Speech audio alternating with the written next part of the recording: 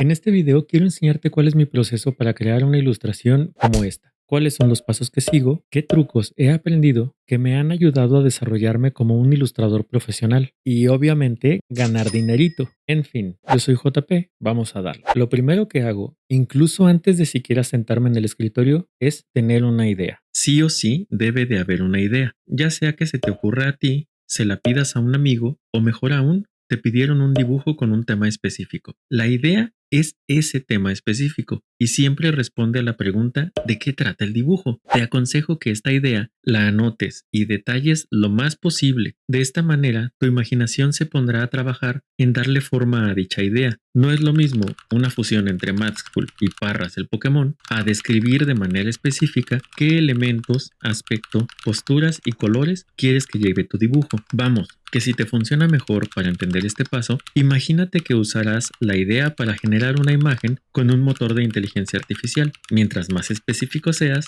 mejor. Créeme que se vuelve mucho más fácil crear si siempre comienzas así tus dibujos. Lo siguiente que hago es comenzar a trabajar en el boceto. Quiero ser muy claro sobre la importancia de bocetar, porque sé que mucha gente piensa que es pérdida de tiempo o dibujar doble, o la más clásica de todas, los grandes artistas dibujan improvisando siempre sobre la marcha. Y aunque sí estoy de acuerdo con la idea de improvisar, créeme que te ahorrarás muchos dolores de cabeza si llevas a cabo un par de bocetos antes de comenzar en el proceso de line art definitivo. Y esto lo sé porque he estado ahí haciendo una ilustración y notando de pronto que el brazo, la pierna o incluso la postura entera no están bien o simplemente no me gustan. Créeme que en ese momento dejarás botado el dibujo, no tendrás energía suficiente para volver a empezar y habrás sumado un dibujo más a esa larga lista de dibujos no terminados. Y eso en el mejor de los casos. En el peor, la frustración será tanta que lo terminarás borrando, y todo por no gastar unos minutos en bocetar. Por eso es que yo nunca me salto el proceso de bocetado, porque me acostumbré a un proceso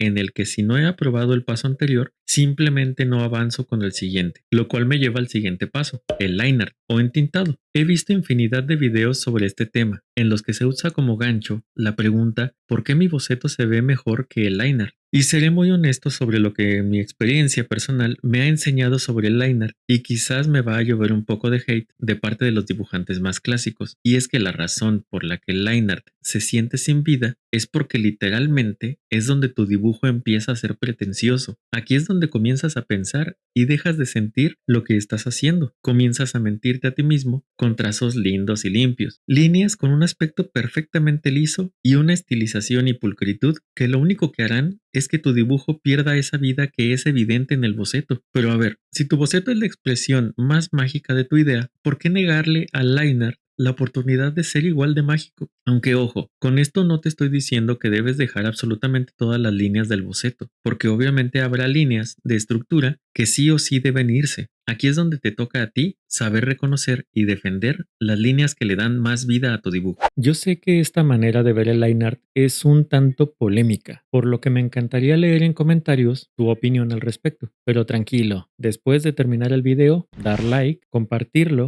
y todo eso que nos vuelve a ti y a mí compañeros en esto de la creación de contenido. Mientras tanto, sigamos con el cuarto paso, el color. Y para este paso necesitarás llevar a cabo varios mini procesos. El primero sería la separación por capas de cada parte de la ilustración, tomando en cuenta que compartan un mismo color, por ejemplo, toda la piel del personaje. Un tip que me ayudó a agilizar este proceso es hacer la selección completa del personaje, crear una silueta color gris en una capa nueva y a partir de esta capa y usando el line art como referencia, ir seleccionando las partes que compartan mismo color. Teniéndolas seleccionadas, presionas las teclas Control Mayús J y la selección se separará creando una capa nueva y borrándose de la capa anterior. Repetiremos este proceso a partir de la silueta original hasta tener todas las partes por separado. Esta separación, aunque algo tediosa, es muy importante porque nos ayudará a agilizar muchísimo los procesos siguientes. Te recomiendo como tip extra que todas las capas resultantes de esta separación las agrupes y las nombres de manera en que puedas reconocer fácilmente más adelante. El siguiente mini proceso será trabajar luces y sombras. Para esto creamos una capa por encima del grupo de las siluetas e iremos seleccionando en orden cada sección. Con la tecla Control presionada, da clic a la vista de la capa y habrás activado la selección de la parte específica que vayas a sombrear. En este punto, solo asegúrate de estar en la capa que acabamos de crear, designada para las luces y sombras. El resto es aplicar luz y sombra usando blanco y negro para que la ilustración quede en valores de grises. Si sientes que necesitas ayuda para el proceso de sombreado e iluminación, te invito a ver este video en el que explico ampliamente el tema y que te dejaré por aquí en algún lado. De igual manera dejaré el link en la descripción y también como recomendado al final de este video. El tercer paso sería aplicar el poderosísimo mapa de degradado. Y aquí es donde vuelven a cobrar importancia las siluetas que trabajamos previamente, ya que si usamos el mapa directamente encima de la capa de valores de gris, el ajuste se aplicará a todo el lienzo. Para que esto funcione de la manera que queremos, selecciona nuevamente una sección específica presionando la tecla Control y dando clic a la vista de la capa. Ubícate sobre la capa de las luces y sombras y en la parte inferior del panel de capas despliega la lista de relleno de ajuste.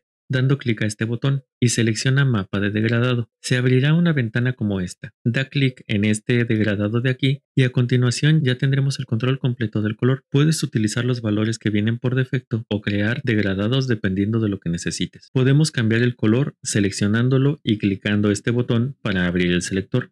Repetiremos este proceso con todas las secciones, solo asegúrate de que todos los mapas de degradado que agregues estén por encima de la capa de luces y sombras y siempre por debajo de la capa del trazo. Turbotip de cajón. Siempre que lleves más de una hora dibujando, levántate, estira los brazos, piernas, espalda, camina un poco, intenta desconectarte un momento. Esto te ayudará porque todos nos pasa que nos acostumbramos al dibujo y nos acostumbramos también a microerrores o detalles que dejamos pasar. Así que cuando lo dejas por un momento, es como si tu cerebro se reiniciara con respecto a tu dibujo y cuando regresas a él notarás estos pequeños detalles casi en automático. Si aplicas este tip entre cada etapa, mejor aún. Por último, agrego un par de detalles extra. Me gusta agregar capas de degradado encima de otras para dar toques de color extra. Solo tienes que agregar un mapa encima de todo, exceptuando el trazo, seleccionar la vista de la máscara y con el selector de color en negro apretar Alt retroceso. Esto hará que el mapa no se aplique en ningún lado. Ahora entra al mapa, elige los colores, acepta y seleccionando nuevamente la vista de la máscara, cliquea la letra X para seleccionar el color blanco. Busca la silueta de la zona específica y con el pincel agrega color a tu gusto. Para el rayo crearemos una capa nueva encima del fondo. En la parte inferior del panel de capas despliega el menú de efectos y agrega el efecto de resplandor exterior. Ahora seleccionando un pincel duro, selecciona la casilla de dinámica de forma y en el menú desplegable selecciona presión de pluma. El resto es dibujar el rayo. Ya como último detalle, agrego una copia de la capa del rayo, vacía y por encima de todo, y en ella, usando el mismo pincel del relámpago, agrego resplandor en todas las zonas del personaje donde alcanzaría a llegar la luz del relámpago. Si sientes que me salté algo importante, o más allá de responder tus dudas, te creé unas nuevas, o si este video te ha sido de utilidad, o mínimo te fue entretenido, házmelo saber en los comentarios. Y te recuerdo que si quieres ampliar un poco tu conocimiento en luces y sombras, en este video te explico bien a fondo el tema. Dale click, allá nos vemos.